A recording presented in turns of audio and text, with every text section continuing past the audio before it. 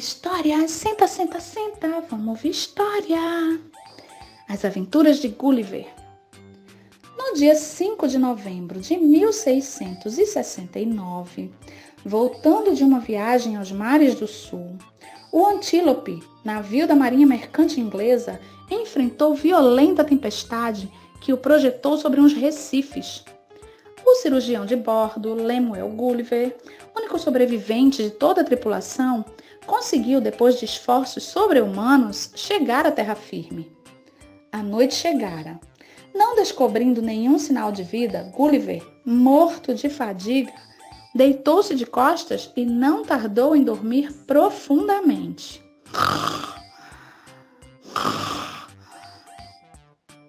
O sol já estava alto quando acordou no dia seguinte. Quis levantar-se, mas, ó surpresa, sentiu os cabelos presos ao chão e os braços e pernas imobilizados por uma porção de amarras. Erguendo ligeiramente a cabeça, apesar da dor que os cabelos lhe causavam, viu sobre todo o seu corpo uma multidão de homenzinhos que não mediam mais de 15 centímetros de altura. O espanto e o medo lhe fizeram soltar tamanho grito que os pequenos personagens ficaram apavorados. Na sua precipitação em fugir, alguns caíram de grande altura e tiveram muita dificuldade em se levantar. Aproveitando-se da confusão, Gulliver conseguiu afrouxar os nós que lhe prendiam a mão esquerda. Esperava soltar-se completamente, mas seus minúsculos agressores não lhe deram tempo. Assim que voltaram a si do susto, atiraram-lhe no rosto uma multidão de flechas do tamanho de agulhas. Compreendendo que nada conseguiria pela violência, Gulliver desistiu de se mexer. Logo, as flechas cessaram de cair sobre ele. Um estrado foi logo rapidamente armado perto do seu rosto, e um personagem, que parecia ser o chefe dos homenzinhos, ali se instalou e começou longo discurso numa língua que Gulliver nunca ouvira. Porém, pelos gestos que fazia, Gulliver percebeu que ele o convidava a ficar quieto, senão a resposta seria violência. Da melhor maneira que pôde, Gulliver deu a entender que se submetia e, como estivesse morto de fome, levou diversas vezes a mão à boca.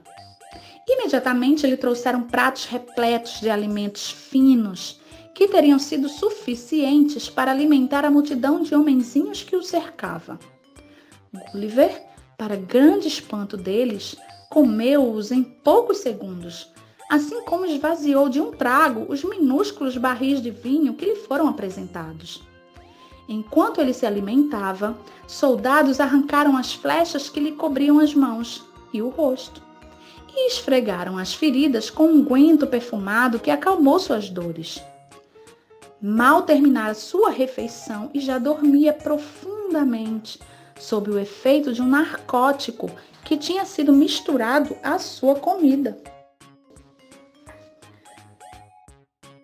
Durante este sono, foi arrastado para uma carroça puxada por centenas de cavalos e levado até as portas da capital do país. Lá, enquanto os curiosos o observavam de cima das muralhas, acordou e um oficial lhe fez compreender que punham à sua disposição um templo vazio situado fora da cidade. Gulliver teve alguma dificuldade em penetrar em sua nova casa, porque a porta era muito estreita, mas verificou com satisfação que podia esticar-se completamente em seu interior. Pouco depois, o oficial ordenou a seus homens que examinassem os bolsos de Gulliver. Entre os objetos dali retirados, o que provocou a mais viva curiosidade foi o seu relógio, sendo que muitos foram os que vieram admirar este objeto esquisito, do qual eles não compreendiam a utilidade. Durante este tempo, Gulliver o soube mais tarde, o governo do reino reunira-se para deliberar a seu respeito. Finalmente, o rei decidiu que todos os dias uma das diversas províncias do reino forneceria para a alimentação de Gulliver 6 bois, 40 carneiros e quantidade suficiente de pão e vinho. Além disso, designou 600 pessoas para seu serviço e encarregou os melhores professores de lhe ensinarem a língua do país. Gulliver tirou rápido proveito dessas lições e procurou logo ampliar seus conhecimentos a respeito do país no qual se encontrava. Soube então que este se chamava Lilliput e que seus habitantes eram os Lilliputianos. Eles acreditavam que o universo se limitava a seu reino e ao de Blefuscu, distante dali uns 2 quilômetros, porque há 2000 anos seus historiadores não mencionavam qualquer outro país. Quanto a Gulliver, que eles chamavam entre eles de Homem-Montanha, acreditavam que tivesse caído da Lua ou de algum outro planeta. Não podiam imaginar que semelhante raça de homens pudesse existir sobre a Terra. Pouco a pouco, Gulliver foi conquistando a confiança do rei e de seus súditos. Explicaram-lhe a razão de certos jogos muito em voga em Lilliput. A dança da corda, especialmente, constituía grande sucesso, pois nesse país um bom dançarino poderia pretender aos mais importantes cargos do Estado. O grande tesoureiro fora escolhido para esta função porque era perito em saltos mortais.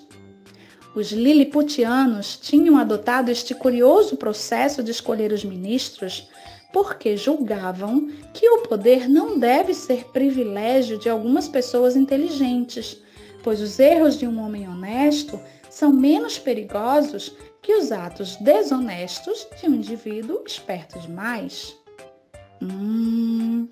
Gulliver teve a ideia de ensinar-lhes novos jogos que permitissem mostrar sua destreza e sua boa vontade. Verificara que as provas que determinavam a escolha para os cargos públicos eram muito perigosas e que muitos liliputianos ficavam aleijados, vítimas de sua ambição. Obteve imenso sucesso, fazendo que cavaleiros saltassem por cima de sua mão estendida no chão. Um escudeiro real conseguiu até realizar a proeza de pular por cima de seu sapato. Um dia, ele teve a ideia de fazer a guarda do rei manobrar em cima de seu lenço, amarrado em 4 estacas e esticado como a pele de um tambor.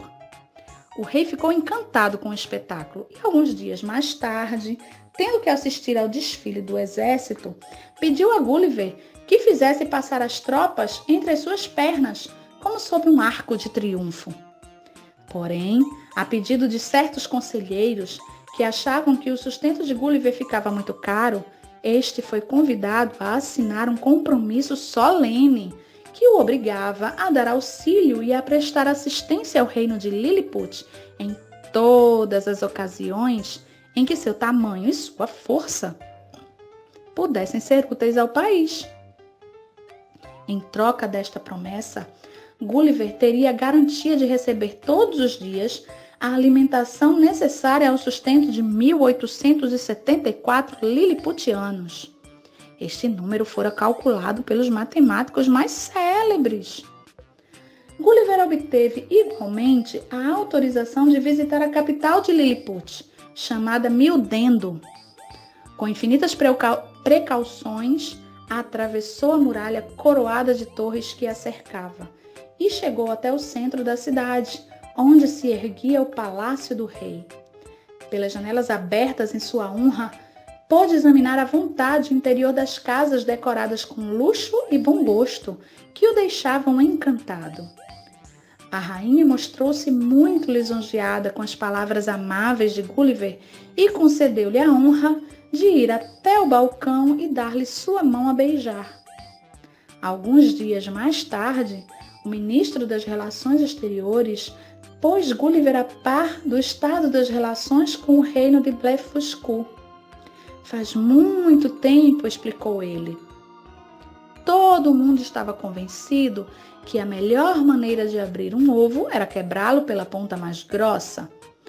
Ora, o príncipe herdeiro, tendo cortado um dedo, assim fazendo, o rei fez publicar edital ordenando aos seus súditos que quebrassem os ovos sempre pelo lado mais pontudo. Esta decisão autoritária provocou vivo desagrado. Houve revoltas seguidas de medidas muito severas e numerosos liliputianos foram obrigados a exilar-se em Blefuscu. O soberano deste país tomou a si suas queixas e, desde então, uma guerra acirrada divide os reinos de Lilliput e de Blefuscu. No momento, sabemos por nossos espiões que importante esquadra está pronta a ser lançada ao mar. Estes preparativos preocupam seriamente o nosso rei, que desejaria vê-lo agir imediatamente contra esta ameaça. Gulliver, fiel à sua promessa, tomou logo providências para ajudar os seus amigos.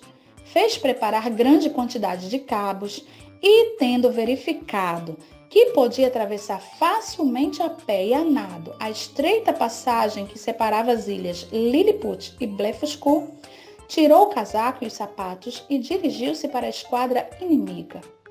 Em menos de 1 hora, chegou às proximidades dos navios de Blefuscu. As tripulações e os soldados que estavam a bordo ficaram apavorados com a chegada de Gulliver. Quase todos se atiraram à água e procuraram salvar-se, nadando até Blefuscu. Os mais valentes continuaram em seu posto e fizeram chover sobre Gulliver todas as flechas que traziam. Mas, quando viram a inutilidade de sua resistência, abandonaram por sua vez os navios. Então, Gulliver, utilizando os cabos que trouxera, reuniu toda a esquadra, rebocou-a e voltou para Lilliput. Foi recebido com demonstrações de alegria indescritíveis. Festas e cerimônias sucederam-se durante muitos dias para comemorar seu sucesso. Os melhores cozinheiros foram requisitados para o banquete que o rei e a rainha ofereceram em sua honra. Mas estas provas de gratidão foram logo esquecidas, quando Gulliver se recusou a prosseguir na luta contra Blefuscu. Ele demonstrou que todo o perigo de invasão estava evitado e que, portanto, Lilliput devia aceitar as propostas de paz.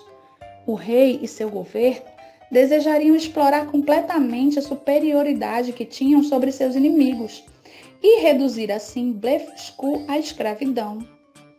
Tendo-se Gulliver recusado a servir a tais fins, o rei cedeu afinal e a embaixada de Blefuscu obteve a assinatura de uma paz justa. Gulliver não ignorava que sua atitude prudente e generosa atrairia sobre ele o ódio de alguns conselheiros do rei, invejosos de sua influência cada vez maior. Certa noite, um personagem importante, a quem Gulliver tivera ocasião de prestar serviço, veio procurá-lo secretamente para pô-lo ao corrente de alguns perigos que o ameaçavam. Soube assim que o conselho do rei estudara as acusações feitas contra ele, especialmente pelo almirante em chefe. Este, com efeito, ficara muito irritado com a facilidade com que Gulliver capturara a esquadra de Blefuscu, e era um dos mais escarniçados em afirmar que Gulliver era um traidor. Então, desde que Gulliver comunicara sua intenção de visitar Blefuscu, os ataques de seus inimigos haviam redobrado contra ele, e o rei acabava de aceitar a sua condenação à morte. Gulliver, desanimado com tanto ódio e tanta ingratidão, resolveu deixar Lilliput sem procurar provar que era inocente. Foi então a Blefuscu, onde foi acolhido generosamente. Ali ficou até o dia em que o mar, tendo lançado à costa uma canoa ainda em bom estado, ele consertou-a e encheu-a com todas as provisões que o reino de Blefuscu pôde oferecer-lhe e fez-se ao largo. Alguns dias depois, teve a felicidade de cruzar com um navio que o recolheu e levou de volta ao seu país. E aí entrou pela perna do pinto, saiu pela perna do pato. Seu rei, que não era de Lilliput, mandou dizer que quem gostou da história conte até 4. 1, 2, 3, 4.